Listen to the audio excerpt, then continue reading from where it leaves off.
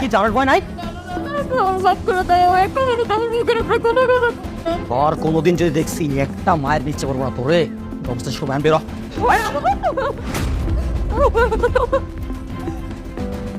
Madam police কথা বলেন। Police? Hello,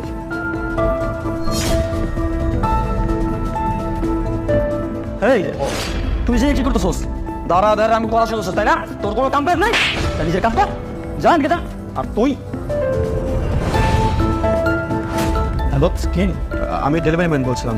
আপনাদের একটা অর্ডার ছিল, কাইন্ডলি আপনাদের অ্যাড্রেসটা পাঠাবেন, তাহলে আমি সময় মতন ডেলিভারি দিতে পারতাম। ঠিক আছে, অ্যাক্সেস করো। শুনুন, আপনি একদম ঘাবড়াবেন না, আমি আপনার সব কথাই শুনেছি। বুঝতে পারছি আপনি কোনো প্রবলেমের মধ্যে আছেন। আমি আপনাকে যা যা কোশ্চেন করবো আপনি শুধু হ্যাঁ বা না বলবেন, ঠিক আছে? আচ্ছা, আপনার স্বামী কি আপনার উপর অত্যাচার করে? জি। আচ্ছা ঠিক আছে, আপনি আপনার অ্যাড্রেসটা আমাকে পাঠান, আমি যত দ্রুত সম্ভব আপনার বাসায় যাচ্ছি। মিরপুর 12, 24/2। ওকে ওকে।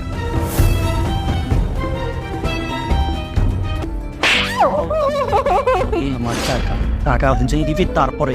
ভাইজান ম্যাডাম মেরে না ভাইজান, ম্যাডামে তো মরে যাবো, এমনি মারলে ম্যাডামে মরে যাবো ভাইজান।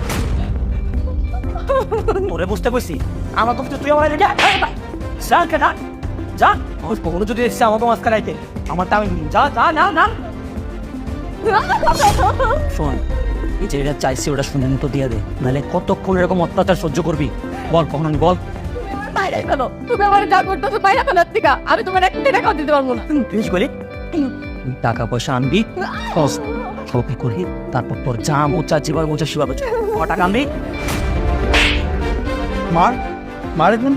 আরে স্যার স্যার স্যার, আসলে আপনি যেরকম ভাবতেছেন ব্যাপারটা আসলে এরকম না। হয়েছে কি, মানে স্বামী স্ত্রীর মধ্যে একটু ঝগড়া লাগছে, এর মধ্যে আপনি চলে আসছেন। ওরা আসলে আমার একটু একদম চুপ।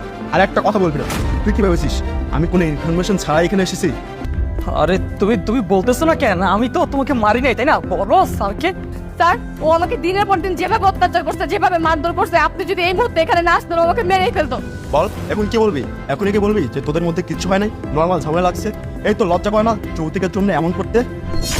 তোমার সাথে বিয়ে হওয়ার পর থেকে এই পর্যন্ত তুমি একটা দিন আমাকে শান্তি দিছো? তুমি আমাকে যেভাবে অত্যাচার করছো, যেভাবে দিনের পর দিন যৌতুকের টাকার জন্য আমার গায়ে হাত তুলছো, মানুষ হলে তুমি এগুলো করতে পারতো না। তুমি তো একটা অমানুষ, তুমি টাকার জন্য পাগল হয়ে গেছো। তুমি তো আমাকে একটা দিন ভালোবাসাও দেখো নাই।